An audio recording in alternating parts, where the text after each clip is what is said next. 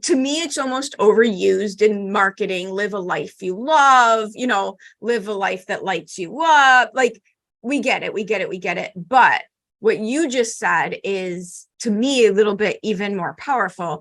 Live a life you don't feel the need to escape from.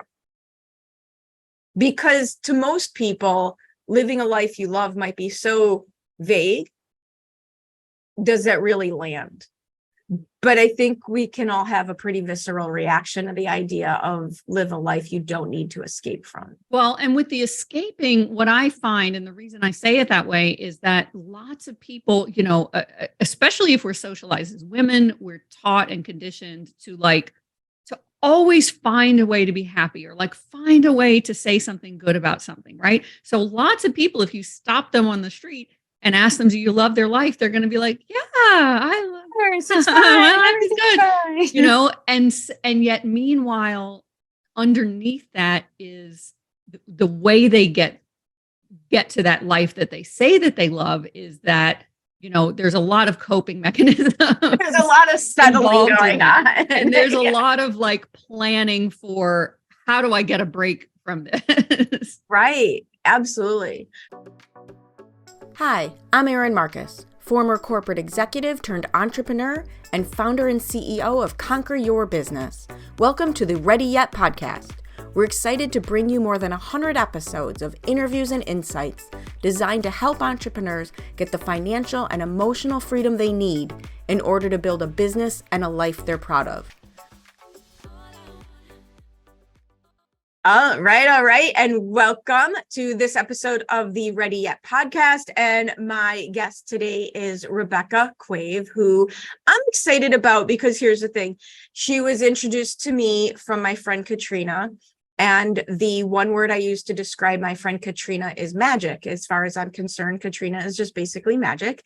And so when she introduces me to people, they're always amazing. And we've chatted before. So I can't wait to share your story and your insights and all your information with everybody. So before we get into all that, thank you for being here. And why don't you give everyone a little bit more formal introduction of who you are and what you do?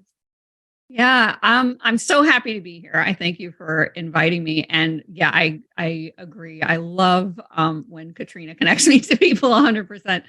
So my name is Rebecca, as you said, and what I've been helping people with for the past 17 or so years is reconnecting with the truth of themselves, reconnecting with the truth of the deep peace and wild delight that are their birthright, and simplifying that and integrating it into your daily life so that that's something you can embody, right?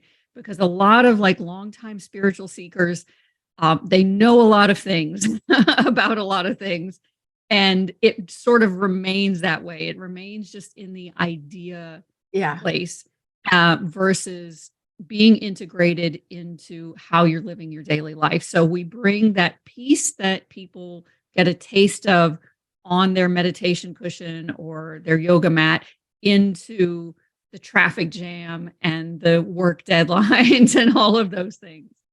And I absolutely love that. So the two things you said that have really stuck out with me just right now is reconnect with the truth.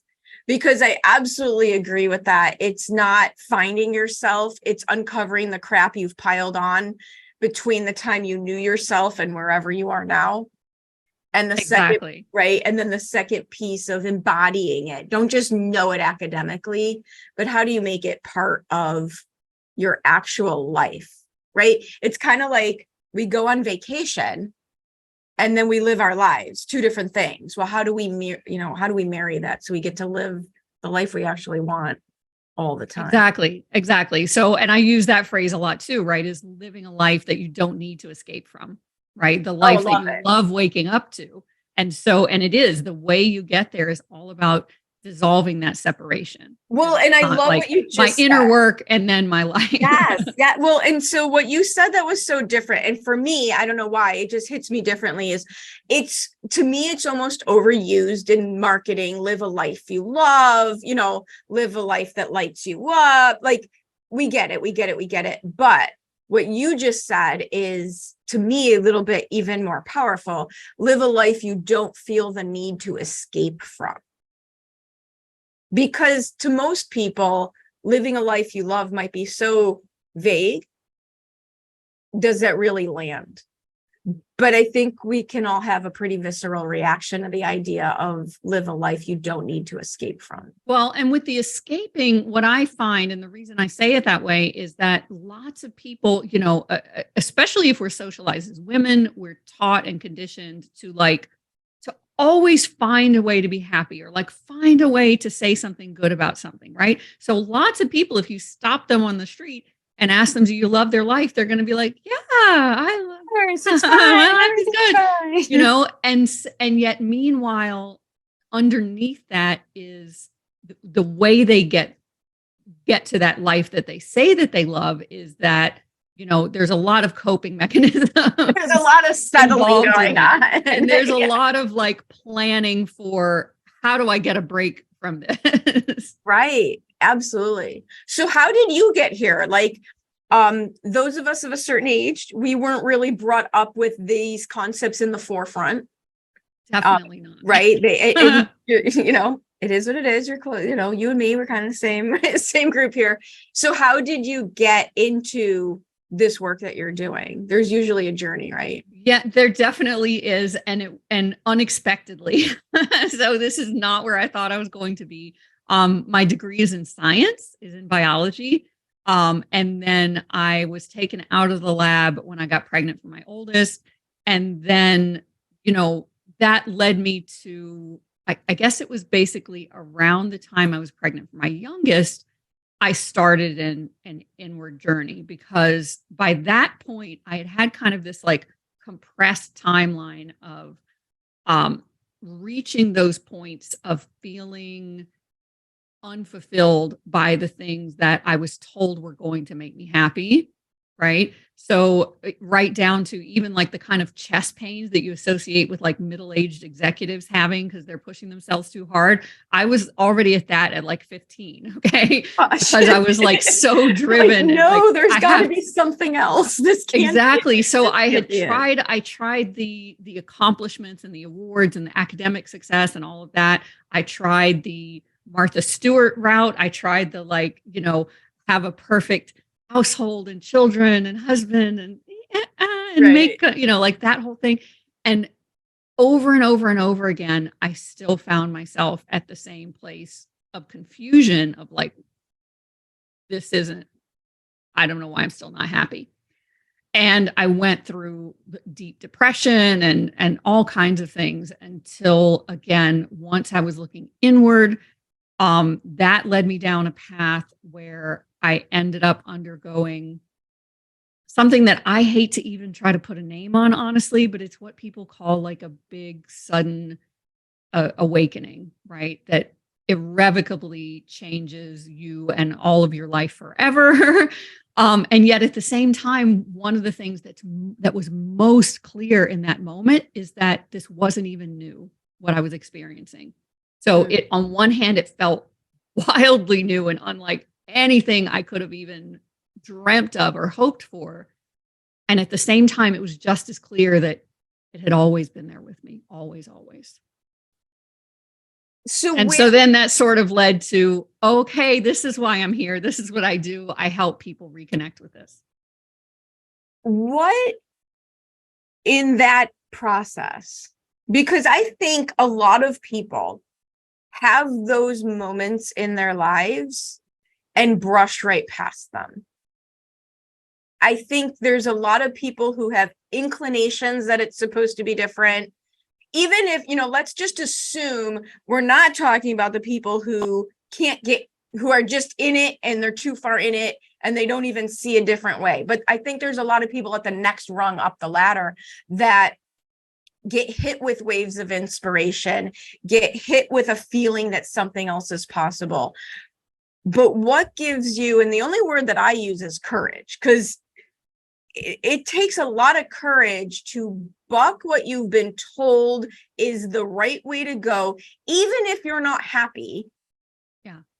and go a different route, because that's when people start looking at you like you're nuts, right? That's when people who have known you all your, and for me, the version was quitting the big fancy multiple six-figure high perform, right, quit that job to go do something completely different, and everyone who knows you thinks you're crazy because you're doing so great at it, so why are you leaving?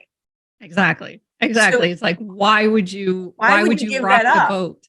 Right. And so what I find with people is those glimpses all add up to, you can trace even all of the glimpses back to something that's there all along, right? Something that is beckoning you always. And the only question is, how much are you paying attention to it or not? Yeah. And even as far as that courage, what's bigger than that, in my experience, is even that you're just willing to be more aware of what it is that's been giving you that inner whisper all along, because that will carry you along, that will support you, and you don't have to provide as much of your own steam on I see a lot of people emphasizing the okay, just take a leap of faith, and I'm like, maybe take a little a less scary version where there's because you do have a net, right? It's a net that a lot of people don't acknowledge. It's a net that we're taught doesn't exist, but it is there.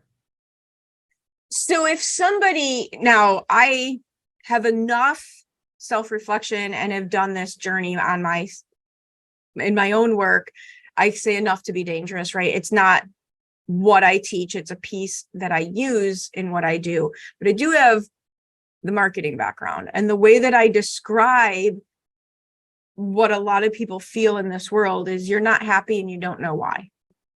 Right? You're not happy, but you don't know why. So for people who are at that stage of their journey, who haven't yet learned, number one, to listen to their inner voices, but number two, to even have the language around how to articulate what's going on, what are some tactical things we can do? Because I know that you teach this, right? You teach, so I want to get into that subject matter. Yeah, 100%. And I start. Exactly. So that, that ennui that you're referring to, right? Of just something's off and I don't even know what it is. And I see it with people all the time, that they just feel like there's a spark that they could have that they don't have, right?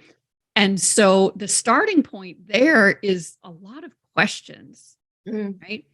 And not just questions, but asking those questions from a place of a genuine, kind, compassionate, pure curiosity, not asking the questions from a place of analysis of okay, I'm going to ask all these questions to myself to sort myself out and find out what's wrong so I can fix it. Right.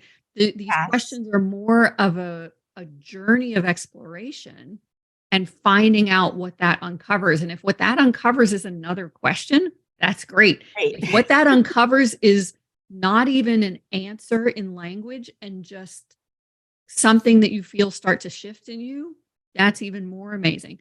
So starting with questions well, when I was 4 years old, what did I dream about? I use 10 to me. Okay. Here's why. At 10 years old, you're old enough to know you can't be a unicorn, right? So it's not completely outrageous, but you're still young enough to think anything's possible. Yeah. I think a lot depends on the person. Yeah. Right. Because a lot of people have been crushed by 10. Yeah. And so, and I like the outrageous. So even if your answer is unicorn, yes, that still gives you some information to me, right? Because that still opens up. So, and that's what I mean about using this complete curiosity with the questions, is that unreasonable is great. Let's run with unreasonable. Let's find out what unreasonable shows us about ourselves and about what really matters to us. I hope you're enjoying this episode of the Ready Yet podcast, brought to you by Conquer Your Business. With decades of experience, Conquer Your Business creates business and branding strategies that build multiple 6- and 7-figure businesses. And we don't just show you what to do. We have an entire team of people available to help you do it, strategy and implementation. You can learn more and reach out to us by visiting conqueryourbusiness.com. The other thing I'd love to get your take on, one of the things that I have found as a business coach and consultant is when I'm working with people, if they are trying to run away from something they're angry about, they're going to be a whole lot less successful than if they're trying to run towards something they're creating. Right? Like the entrepreneurs that I work with who are mad at their boss and mad at the 9-to-5 and mad at this and mad at that, like, you're bringing that with you into the entrepreneurial world. It's you, not them. 100%. You can't outrun any of these things. No, you just can't, right? It's like a good news, bad news thing. The good news is the answers are all in there. The bad news is you're taking it all with you, whether it's yeah. Or not, and right? it's very similar to like, even when I work with people who've like been on a spiritual journey for a long time already, there's still that shift that has to happen, right? Like so many of them are they're on that journey to outrun their pain instead of to dive into what's beckoning them and what's actually available, right? And the way I've always described it as like, listen, it's like if you're asleep and instead of having an alarm clock or something jolting you awake or something that you have to do or something that you're, or that you're waking up from a nightmare or something, that you just suddenly smell a little smell. What, like, how in cartoons when it's drawn is like a little woo, woo, and then you get pulled by the nose to it. Yes. It's like that. It's this really gentle beckoning. And, with that said, I will say also, as far as like what you said about having that level of success, I do want to also mention that doing your inner work is not necessarily a prerequisite to that success, right? Because we know that we see it all the time. I mean, look at a guy like Elon Musk. That's not a paragon of zero inner work. Right? That's not, what I mean? To call him even well-adjusted would be a stretch, honestly. Yes. So it's not that you can't have success without handling these things first, but I still recommend to everyone to prioritize that because you're going to have to deal with it at some point or another. And I find that it's much more harmonious and a much more smooth path to be incorporating that all along instead of building this huge success and then finding yourself unfulfilled and disillusioned and and wondering and what's wrong. Right? You can tell by people's behavior, are they externally successful and internally a wreck? You can tell. Yeah. And I love what you're saying, that it's not mutually exclusive, because the opposite is not true either. You're not saying that do this work instead of achieving those types of successes. It's about the marrying and having a better enjoyment of your successes because you've done this work. Exactly. And doing this also sets you free to define for yourself exactly what success even means to you. Right. And I know that you in particular work with people who've been on this journey a little while. I had asked you for your advice for beginners, but I know your focal point is really on people who are, in my words, taking it to the next level. And one of the things that I like about that is one of the challenges I listen, because words are important, right? The words we use are important. So I try to stay away from this concept of having to fix anything. Fix my mindset, fix my calendar, fix my marketing, because one, it implies that it's bad now. And two, it implies that there's this magic date somewhere in the future where everything will just be perfect and I won't have to work on it anymore. So for the people who have started this journey, what should I almost want to say the opposite. Like we talked for beginners, how to get started, but for people who've been on this journey, I think it's almost the bigger pitfall would be to keep taking your eye off the ball, that it's actually easy to slip back. Yeah. So there's a few things with that. So first of all, as far as like who I work with, this can change so fast, Yeah. you know, that there's not like any prerequisite. Someone could think that they're a total beginner 1 minute, and like a month later, they have been just pulled into It clicked. something that they didn't even know exists. Right. So, that's because it's something that's always available. Even what you might call the ultimate is always available to everyone at the center of every single breath in every single moment.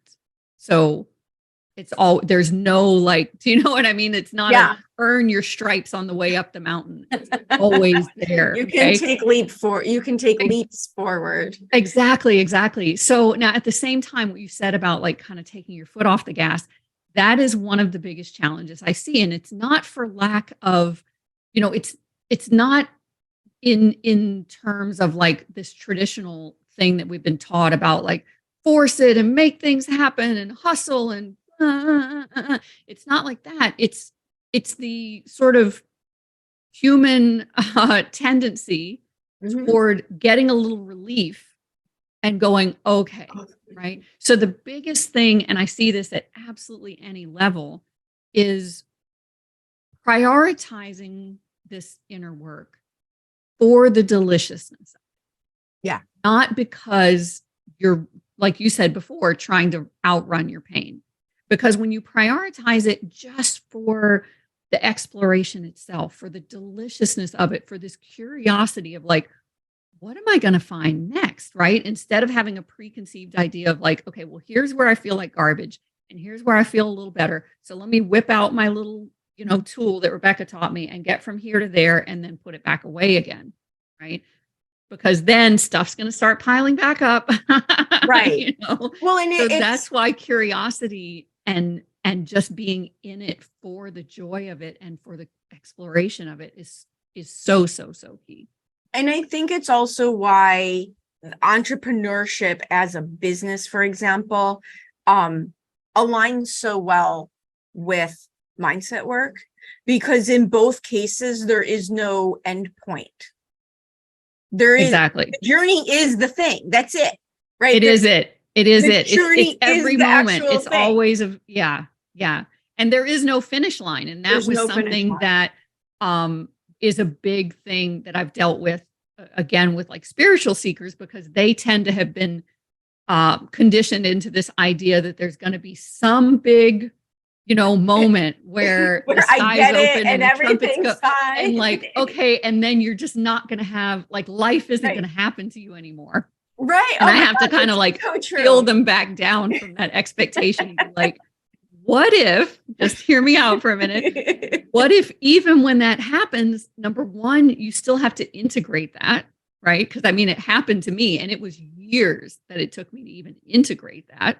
And then it still continuously expands, right? So what really changes is your relationship to what's happening in your life, you know? So the same thing might happen and you have a whole different relationship with that event and how you feel about that event, or how easily you're able to move on to the next thing or whatever, you know, all of these responses are what shifts. Yeah. And I love what you're doing, because again, I mean, I know you don't exclusively work with entrepreneurs, and correct me if I'm wrong on that one, but especially in this world, your business can't outgrow you. Your business can absolutely not outgrow you as a person. So if people want to continue this conversation with you, I highly recommend you do. What have you got going on? What is the best way to get a hold of you? So there are a few things, you know, obviously you're going to put links. Will all be links. Will all be in the show notes. We'll make it exactly. So I'll give you the background. Quick rundown going to be there. One is a special offer that's a gift to you. It's a course. It's a 9-day virtual immersion that's called Live, Love Every Day, that addresses exactly what we've just been talking about, right? How to bring that into your day-to-day life instead of just like unconditional love being like an etheric concept that like sounds amazing, but like where does that, you know, How do I happens. use that information? Yeah, live love every day. And when I say it's a 9-day immersion, it is self-paced. So you get instant access to it, and then you continue to have access. You can do it, repeat it, whatever. It's not like on a 9-day time frame. Nice. And then something that is on a time frame that I'm really excited about, because it's my first in-person live retreat coming back after, where we've been the past few years. But live retreats have always been one of my very, very favorite things to offer because it's so incredibly powerful.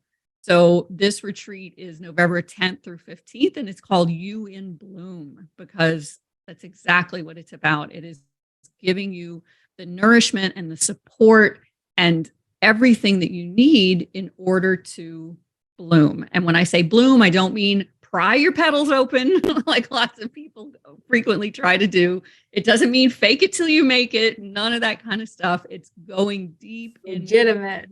Exactly, so that it allows you to expand and bloom in all the ways that you can in your life. Love it. And we will make sure that we have links to all of that. Yeah. Thank you for spending time with me, your energy, your insight, your experience, the whole 9 yards. I know for myself, this type of work has made all the difference in the world, and it's made what I've done in the last several years possible. So I highly, highly appreciate the people who are guides on that journey for people. So thank you for spending time with me. You're so welcome. Thank you for having me here. It's such a joy to talk to you. And I know that all of the things that I'm sure your people already know, like how you feel about nature and things like that, really lines up with, those rhythms of how things unfold. Yeah. When we stop trying to force them. So absolutely. I've got all sorts of metaphor posts going on in social media right now as I'm working in my garden and thinking about my business. So totally. Thank you so much. Thank you.